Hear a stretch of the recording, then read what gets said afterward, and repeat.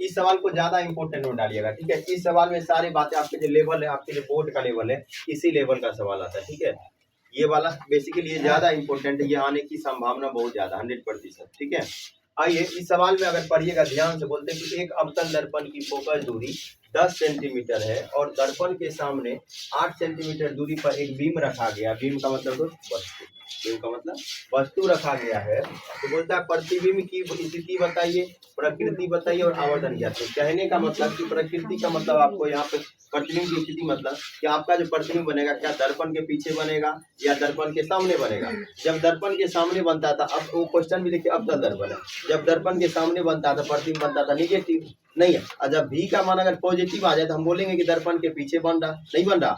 और आवर्धन का ये प्रकृति का मतलब क्या, उल्टा सीधा काल्पनिक कैसा, ये वाला कंडीशन। आवर्धन का मतलब तो पता ही है आपको क्या, अगर v के टर्म में या मतलब प्रतिबिंब दूरी और वस्तु की दूरी के टर्म में जो पे निकालेंगे या हाइट के टर्म में उसमें निकालेंगे। तो सबसे पहले इस सवाल को करने का तरीका आइए जो बोलते हैं कि सबसे पहले वो कर लेंगे अपना लोग। तो यहाँ पे लिखेंगे हल, हल दिया गया है, हल दिया गया, हल दिया गया, ठीक है। यहाँ पे देखिएगा क्या दिया गया, यहाँ पे फोकस दूरी दिया गया। तो फोकस दूरी कितना होगा, -10 सेंटीमीटर। क्यों होगा, कौन सा दर्पण है ये, कौन सा दर्पण है ये, दर्पण है कौन, अवतल दर्पण। फिर आपको बोला कि फोकस दूरी 10 सेंटीमीटर यहाँ तक हो गया। उसके बाद आपको बोला कि दर्पण के सामने 8 सेंटीमीटर दूरी पर एक बीम रखा गया। इसका मतलब यू का जो मान है वो आया है -10 सेंटीमीटर। यहाँ तक कोई दिक्कत है, आपको सवाल में भी ज्ञात करना, ठीक है, और इसके साथ साथ एम ज्ञात करना है और ये कंडीशन बताना कि आवर्धित क्या बोले, बताइए कहाँ पर दिक्कत हो गया। ये बोला, ये बोलता नहीं अवतल दर्पण की फोकस दूरी 10 सेंटीमीटर, दर्पण के सामने 8 सेंटीमीटर की दूरी पर एक बीम रखा गया। बीम का मतलब वस्तु ही ना हुआ है, तो वही तो लिखे हैं। तो फिर ये इसमें कौन सा कंफ्यूजन हो रहा है, ये वाला, ये वाला 10 की जगह 8। ओ 10 की जगह 8। ये बोलो ना, इतना छोटा छोटा गलती की क्या बड़ी गलती बना रहे, यही ना गलती हुआ। बाकी तो सबके समझ में आ ही नहीं रहा हो, इसमें क्या बड़ी बातें हो गई। आइए आओ बस ना, अंक रखा, अंक अलग रखते तो आंसर अलग आता, और कुछ तो होता नहीं। नियम तो सब कुछ सेम ही होता, 8 के बदले 10। तो ये इस पे बात पे ज्यादा ध्यान नहीं रखिएगा, आपका प्रोसेस सही होना चाहिए, तरीका सही होना चाहिए बनाने का। समझ में आ रहा क्या, तो छोटी मोटी गलती आप लोग है ये नहीं हुआ था क्या। आइए तो सबसे पहले आप लोग क्या करेंगे, यहाँ पे लिखेंगे दर्पण सूत्र से, या हम जानते हैं क्या जानते हैं, आपको भी पता है, दर्पण सूत्र से। यहाँ पे लिखिएगा दर्पण सूत्र से, और जब दर्पण सूत्र से लिखिएगा तो दर्पण सूत्र से देखिए 1/f बराबर 1/v प्लस 1/u है ना। अब सब कुछ को पुट कीजिए, पुट जब कीजिएगा तो यानी कि -10 सेंटीमीटर बराबर 1/, ये तो आपका भी निकालना ही है, ये -1/8 सेंटीमीटर। आप क्या कीजिएगा, इसको निगेटिव इधर है तो इसको आप इधर भेज दीजिए। जब इसको इधर भेज दीजिएगा क्या हो जाएगा, ये पॉजिटिव हो जाएगा 8 सेंटीमीटर बराबर ये 1/v। जब आप यहाँ पर आ रहा है क्या, यहाँ ले ले, इस साइड ले ले, क्या आ जाएगा, यहाँ तक आ जाएगा। आइए इसका जो एलसीएम आएगा कितना आएगा पता है क्या, 40।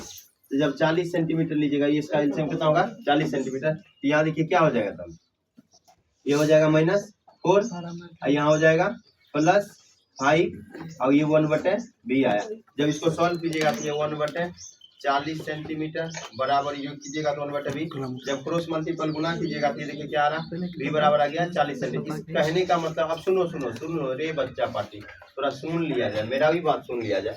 v का जमाना है पॉजिटिव है, इस बात का मतलब पता, पहला तो आंसर आ गया आपका प्रतिबिंब की स्थिति बताने के लिए।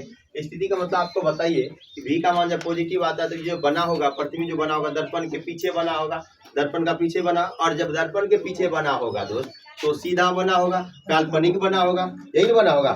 आइए और वस्तु से देखिए छोटा बना कि बड़ा बना हो, ये वस्तु से छोटा बना कि बड़ा बना है, देख लीजिए ना। ये वाला कहाँ था, ये वाला कहाँ था, वस्तु से दिया का मतलब ये नहीं दिया, मतलब ऊंचाई अति निकालना पड़ेगा आपको, ऊंचाई टर्म थोड़ी दिया गया।